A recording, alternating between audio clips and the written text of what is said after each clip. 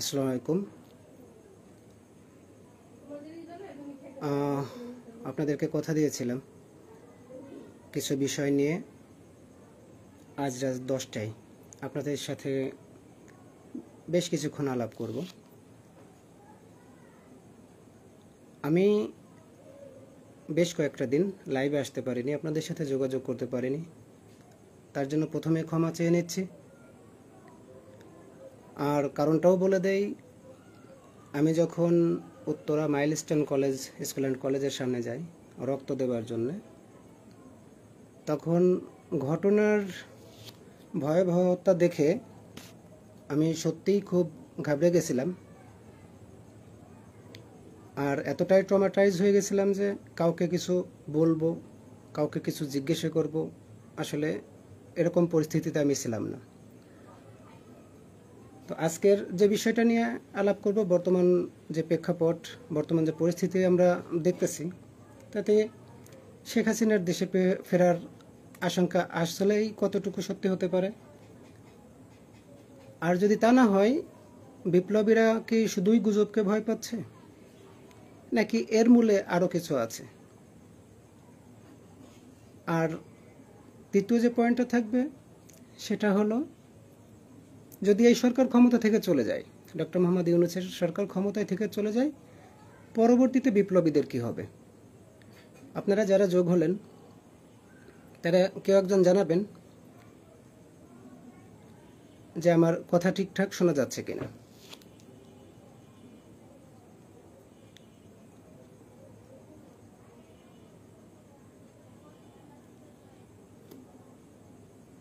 হ্যাঁ, ধন্যবাদ। আপনাদের কাছে শুরু করার আগে একটা কথা বলে রাখি, আপনারা সবাই জানেন শেখ মুজিবুর রহমান যখন সপরিবারে মারা যান, তখন আওয়ামী লীগ একটা বারের জন্য হলেও তাদের নেতৃত্ব শূন্য হয়ে যায়। নেতৃত্ব শূন্য হয়ে যাওয়ার পরে বহুত চড়াই উতরাই পার হয়, প্রায় 20-22 বছর পর তারা আবার ক্ষমতায় আসে, ক্ষমতার পালা বদলে তারা আবার আসে। শেখ হাসিনা যখন দেশ ছেড়ে পালায় যায়, তখন এই দেশ একেবারে নেতৃত্ব শূন্য এতটা হয়ে পড়ে যে তাদের শেখ পরিবারের যারা ছিল, তাদের আশেপাশে যারা ছিল, প্রায় সবাই বাংলাদেশ থেকে সবার আগে পালায় যায়। এই যে নেতৃত্ব শূন্য হওয়ার গল্পটা বললাম, শেখ মুজিবুর রহমান মারা যাওয়ার পরে যখন 20 বছরের জন্য আওয়ামী লীগ নেতৃত্ব শূন্য হয়ে যায়, এবারও শেখ হাসিনা পালায় যাওয়ার পরে যে নেতৃত্ব শূন্যতা তৈরি হয়েছে, সেটার জন্যে এক কথায় বলা যাইতে পারে শেখ হাসিনা মৃত্যুর আগে দেশে ফিরবেন না। যদি আমার এই যুক্তিটা আপনাদের পছন্দ না হয়, আমি আরও আপনাদেরকে যুক্তি দিয়ে বোঝাতে পারি, একটু সময় লাগবে। দেখেন, কেউ কেউ বলতেছেন যে তাহলে কি আওয়ামী লীগ বিএনপির হাত ধরে পুনর্বাসন হওয়ার কোনো সম্ভাবনা আছে? জি ভাই, আছে। বিএনপির হাত ধরে ভোট ব্যাংকের দিকে লক্ষ্য করলে বিএনপির হাত ধরে আওয়ামী লীগের পুনর্বাসন হওয়ার সম্ভাবনা আছে। তার সাথে একটা বিষয় মাথায় রাখতে হবে, তারেক জিয়া রহমান উনি এখন রাজনীতিতে যতটুকু পরিপক্কতা, যতটুকু দূরদর্শিতা ওনার আছেন, তারেক জিয়ার হাত ধরে আওয়ামী লীগের পুনর্বাসন হওয়ার কোনো সুযোগ নেই। আমার কথাটা হয়তো বুঝতে পারেন নাই। বিএনপি একটা বড় পরিবার, বিএনপির ভোটের রাজনীতিতে ভোট ব্যাংকের দিকে হিসাব করে যদি মনে করে যে না, আওয়ামী লীগকে পুনর্বাসন কিছুটা হলেও করা দরকার, তারা করতে পারবে। আর আমরা যদি তারেক জিয়ার রাজনীতির দিকে লক্ষ্য করি, বেগম খালেদা জিয়া এখনও বেঁচে আছেন, তাদের দিকে যদি লক্ষ্য করি, আমরা কখনোই এই কথাটা মাথায় আনতে পারবো না। তার মানে শেখ হাসিনা দেশে ফিরছেন না। দেখেন, এটাও যদি বিশ্বাস না হয়, তাহলে আপনাদেরকে আর একটা কথা বলি, যদি আওয়ামী লীগ তারেক জিয়া রহমান যদি দেশে ফেরানোর কিংবা প্রত্যাবর্তন করার চেষ্টা করে, এই সরকার যতদিনই আছে, যেভাবেই আছে, এমন একটা সরকার পরবর্তীতে গঠন করে যাবেন যেন বিএনপি হোক, অন্যান্য কোনো রাজনৈতিক দল হোক চেষ্টা করলেও ফ্যাসিস্টকে আর পুনর্বাসন করতে না পারে। আমি মনে হয় আপনাদেরকে এই বিষয়টা ক্লিয়ার করতে পারলাম। জি, আমি আপনার মতো ওভাবেই ভাবতেছিলাম যে আসলে বিএনপি হয়তো আওয়ামী লীগকে পুনর্বাসন করবে। আসলে দেখেন, আপনাদেরকে একদম মাত্র 1 বছর আগের কথা মনে করিয়ে দেই। যে মনে হচ্ছিল যে জুলাই আন্দোলনের পরে 1 সপ্তাহের ভিতর তারেক জিয়া রহমান দেশে ফিরে আসবেন, বাংলাদেশের ক্ষমতা বুঝে নেবেন, এরকম একটা সিচুয়েশনের ভিতর দিয়ে যাচ্ছিল। আপনাদেরকে এটাও মাথায় রাখতে হবে, 1 বছর পার হয়ে গেছে। বিএনপি ক্ষমতায় আসবে কি না আসবে জনগণ ঠিক করবে।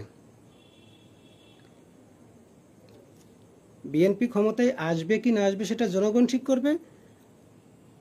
আর জনগণ সেই সাথে এটাও ঠিক করবে যেন ফ্যাসিস্টের আর পুনর্বাসন না হয়, এবং সেই সাথে সাথে বিএনপির একটা শক্ত প্রতিপক্ষ দাঁড় করানো যায়। আপনারা ইতিমধ্যে দেখতে পাচ্ছেন যে জামাত ইসলামী দলগুলোকে সাথে নিয়ে দারুণ একটা প্ল্যাটফর্ম তৈরি করার চেষ্টা করতেছে, যেটা বিএনপিকে শক্তিশালী প্রতিদ্বন্দ্বিতার সামনে ফেলবে। এখন আপনাদের কাছে দ্বিতীয় যে পয়েন্টটা নিয়ে আলাপ করতে চাচ্ছিলাম, এনসিপির সারা বাংলাদেশে যে পদযাত্রাটা অনুষ্ঠিত হলো, এই অনুষ্ঠানের পর থেকে আমার কাছে বেশ কয়েকবার অনেকেই ফোন দিয়ে বলতেছে, ভাই বাড়িতে যাইতে পারতেছি না, বাড়িতে থাকতে পারতেছি না, মানুষ আমাদেরকে ভয় দেখাচ্ছে, ভয় ভীতি দেখাচ্ছে। যদি এরকম ভয় ভীতি দেখাতে থাকে তাহলে তো আমরা মানুষের সাথে মিশতে পারবো না, আমরা একদম তৃণমূল পর্যায়ে এনসিপির যে বার্তাটা সেটা আমরা পৌঁছে দিতে পারতেছি না। তো ভাই আপনাদেরকে আমি এই বিষয়টা আগে একটু ক্লিয়ার করে নেই। দেখেন, বিপ্লবী হলে, আপনি যদি সত্যিকারের বিপ্লবী হয়ে থাকেন, আপনি প্রথমে ভয় পাচ্ছেন না, আপনাকে ভয় পাওয়া চলবে না। বিপ্লবীরা, দেখেন আপনি যে ধর্মের হন, যে বর্ণের হন, আপনাকে একটা জিনিস মাথায় রাখতে হবে যে জন্ম মৃত্যুটা এটা উপর থেকে সেট হয়ে থাকে, আপনাকে কেউ মারতে পারবে না। যখন আমাকে অনেকেই ভয় ভীতি দেখাচ্ছিল, আপনি কমেন্ট পড়ে দেখেন, এখনও আমার পরিবারকে ভয় ভীতি দেখানো হয়েছে। দেখেন, আমি তাদের বিরুদ্ধে কোনো ব্যবস্থা নিইনি। ব্যবস্থা নেয়নি কারণ কি, তারা দূর থেকে আমাকে ভয় ভীতি দেখাচ্ছে, আমি ভয় পাচ্ছি না। তারা যখন আমাদের সামনে চলে আসবে তখন অবশ্যই তাদেরকে প্রতিহত করা হবে।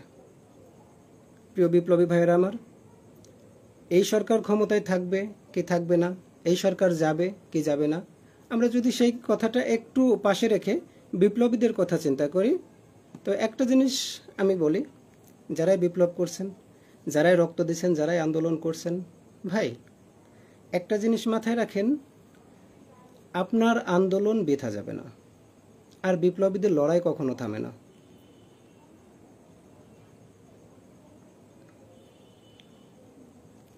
বিপ্লবীদের লড়াই যেদিন থেমে যাবে সেদিন তাদের জীবনের নিঃশ্বাসটাও থেমে যাবে। ডক্টর মোহাম্মদ ইউনূস এমন একটা সময় বাংলাদেশের হাল ধরলেন যখন এই দেশটা একেবারে ক্ষতবিক্ষত হয়ে গেছে। উনি কি ভালো, উনি কি মন্দ, সেটা জনগণ ঠিক করবে। ওনার দেওয়া নির্দিষ্ট সময়ের ভিতর উনি নির্বাচন দিবেন কি দিবেন না, সেটা রাজনৈতিক ব্যক্তিবর্গের সাথে আলাপ আলোচনা করে নেবে। যারা আমাদেরকে ফোন দিয়ে বললেন আপনারা ভয় পাচ্ছেন, আপনারা সামনে আগাইতে পারতেছেন না, যারা সামনে আগাইতে পারতেছেন না, আপনারা একটু কৌশলী হবেন। আপনারা কৌশলী হবেন এতটুকু যেন আপনাদের গায়ে কেউ টাচ করতে না পারে। গায়ে টাচ করলে কি হবে, আপনার গায়ে একটা টাচ করে ওরা একটা ছবি তুলে রাখবে, একটা ভিডিও করে রাখবে, এটা নিয়ে ওরা ঈদ উদযাপন করবে। আমরা ভয় পাইতে আসি নাই, আমরা ভয় পাইতে আসি না এই কারণেই, আমরা যদি ভয় পেতাম তাহলে আমাদের আন্দোলন কখনোই সফল হতো না। আপনারা একটা জিনিস মাথায় রাখেন, বিপ্লবী ভাইরা যারাই আছেন, দেশবাসী যারা আছেন, একটা জিনিস মাথায় রাখেন, গুজবে কখনোই কান দিবেন না। শেখ হাসিনা ফিরবে না, এটাই সত্যি। চরম বাস্তবতা হচ্ছে শেখ হাসিনার কবরটাও বাংলাদেশে আর হবে না, শেখ পরিবারের কবর কখনোই বাংলাদেশে হবে না। কেউ যদি ফ্যাসিস্টকে ফিরে আনার জন্য সর্বোচ্চ চেষ্টা করে সেটাও পারবে না। আর বিশেষ করে যারা গোপালগঞ্জে আমার এনসিপির ভাইয়েরা যারা আছেন, কখনো কোনো সমস্যায় পড়লে ভাই হিসেবে আমাকে জানাবেন। আমি আসলে এনসিপির কেউ না, আমি কোনো পদ পদবিতে নেই, আমি রাজনীতির কোনো ব্যক্তিত্বও না। কোথাও কোনো সমস্যা হলে সাথে সাথে আমাকে জানাবেন, এবং সারা বাংলাদেশের যে কোনো প্রান্তে কোথাও কোনো সমস্যা হলে আমাকে জানাবেন, এবং আপনারা এতটুকু বিশ্বাস রাখবেন যে সাথে সাথে যে কোনোভাবেই হোক, যে কোনো মূল্যেই হোক, আপনি সাথে সাথে সেটার একটা সলিউশন পেয়ে যাবেন। ভাই, যারা একটু হুমকি ধামকি দিচ্ছেন, দিতে থাকেন ভাই, গালাগালি দিতে থাকেন। আসলে গালাগালিটার স্বাধীনতার জন্যই আমরা আন্দোলন করছিলাম। আপনি আমাকে গালাগালি দিতে পারবেন, ওই মাঝে স্টার দিয়ে গালাগালি দেওয়ার দরকার নাই। আপনি আমাকে খুব ভালোভাবে গালাগালি দিতে পারবেন। এই গালাগালি দিলে আপনাকে আসলে ওই কি যেন একটা আইন করা হয়েছিল, ওই আইনটার অধীনে আপনার নামে কোনো রকম কোনো ব্যবস্থা নেওয়া হবে না। আপনি অবশ্যই আমাকে গালাগালি দিবেন, অবশ্যই আপনি আমাকে হুমকি দিবেন। হ্যাঁ, এটা আপনার অধিকার, এটা আপনার নাগরিক অধিকার। বিশেষ করে সামনে আসার চেষ্টা করবেন না, কিংবা সারা বাংলাদেশে যত এনসিপির ভাইয়েরা আছে তাদের গায়ে হাত তোলার চেষ্টা করবেন না। আপনি যখন একা একা ভোট 50টা 100টা দিতেন, তখন ওই দেশটা আপনার ছিল। যখন আপনার মরা বাপ মরা দাদা এসে ভোট দিত, তখন এই দেশটা আপনার বাপ দাদার ছিল। এখন এই দেশটা সবার, আমার আপনার সবার।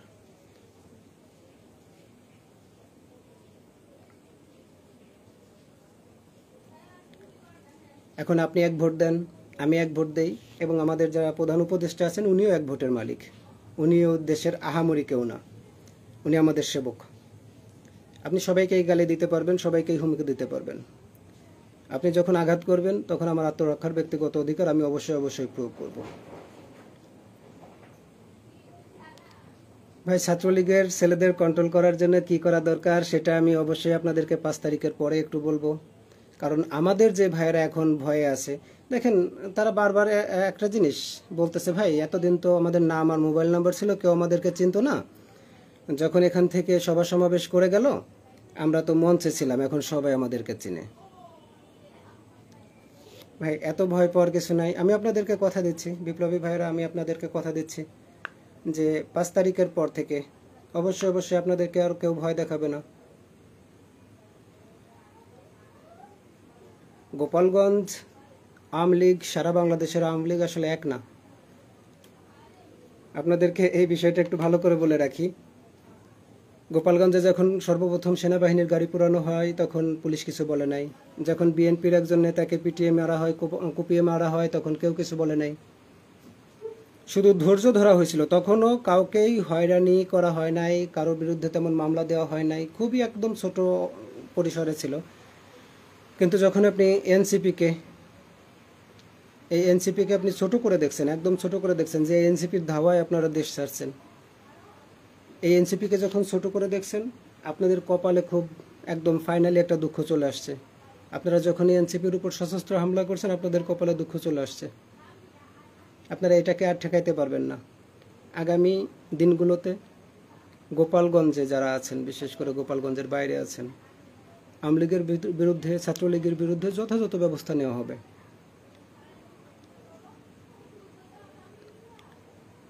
আর যাদের কোথাও কোনো সমস্যা হচ্ছে, যাদের কোনো রকম কোনো ভয় ভীতি আছে, ভাই আমাকে একটু ইনবক্স করবেন, দয়া করে আমাকে একটু ইনবক্স করবেন। কেউ যদি আহত হয়ে থাকেন আমাকে একটু জানাবেন। কারোর যদি আর্থিক কোনো সংকট থাকে, মিনিমাম আমাকে একটু জানাবেন। জানি না কতটুকু পাশে থাকতে পারবো, আপনাদের পাশে থাকব, চেষ্টা করব পাশে থাকার জন্য।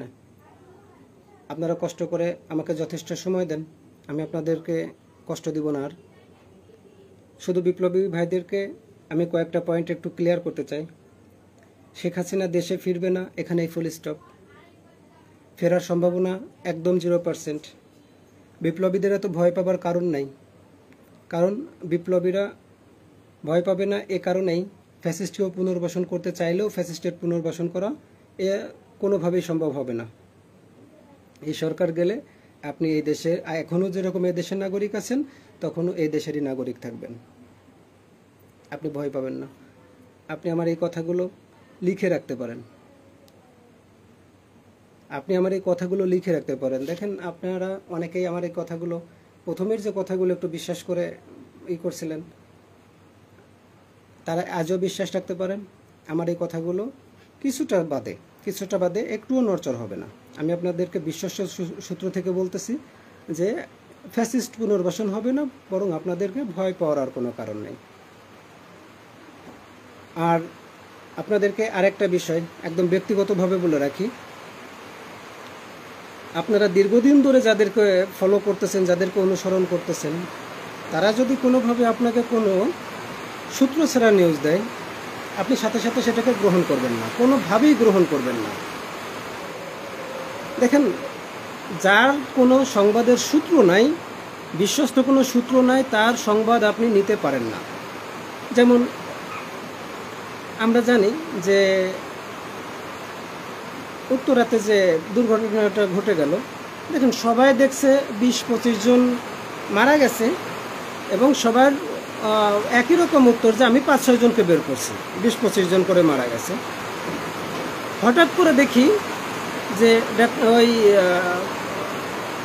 ইলিয়াস হোসেন, যিনি যে প্রবাসী সাংবাদিক ইলিয়াস ভাই, উনি একটা এসে বলে ফেললো যে আমি একজন শিক্ষিকাকে ফোন দিয়েছিলাম, সে বলছে যে এখান থেকে সেনাবাহিনী সিসি ক্যামেরা সিজ করে নিয়ে গেছে। ওনার পরবর্তী যে এটা ছিল, স্ট্যাটাসটা ছিল, সেনাবাহিনী লাশ গুম করতে করতে এমন অবস্থায় চলে গেছে যে এখন বাচ্চাদের লাশও গুম করা শুরু করছে। দেখেন, বিচারটা আপনাদের উপর ছেড়ে দিলাম, এই বিচারটা শুধু আপনাদের উপর ছেড়ে দিলাম। আপনারা শুধু যে নিউজটা আপনাদেরকে দিক, যেভাবেই দিক, আপনি দীর্ঘদিন ধরে তাকে ফলো করেন, আমার কোনো প্রবলেম নেই। শুধু একটা কথা মনে রাখবেন, সংবাদ কেউ যদি দিতে চায় আপনাকে কেউ যদি কোনো কথা বলতে চায়, আপনি আগে জেনে নেবেন তার সোর্স কী আছে। আমার সাথে এখন মিনিমাম 20 জন সিকিউরিটি হিসেবে কাজ করতেছে, যারা ফ্যাক্ট চেক করেন, এবং তারা বর্তমানে এবং অতীতে যারা পুলিশে চাকরি করতেন, র্যাবে চাকরি করতেন, তারা আমার সাথে কাজ করতেছেন, এবং প্রায় প্রতিটা জেলা থেকে যারা আমার ব্যাচমেট ছিল তারা আমার সাথে কাজ করতেছেন। আপনাদেরকে আমি শুধু এতটুকু বলতে পারবো, আমার কাছে যে নিউজটা এখন পাবেন আপনারা এটা পরিষ্কারভাবে লিখে রাখতে পারবেন।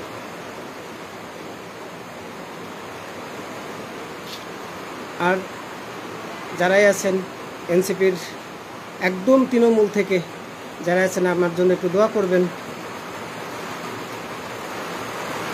আমার জন্য একটু ভাই, আমার কেউ যদি আমাকে ধমক দেন আমার খুব হাসি পায়। আমি আসলে হাসতে চাচ্ছি না, ধমকাধমকি করে ভাই কোনো লাভ হবে না। এই কথাগুলো চলতেই থাকবে, এই কথাগুলো বলতেই থাকবো। আমার জন্য দোয়া করবেন। আর আপনাদের কখনো কোনো সমস্যা হলে আমাকে একটু ইনবক্সে নক দেবেন। ইনকিলাব জিন্দাবাদ।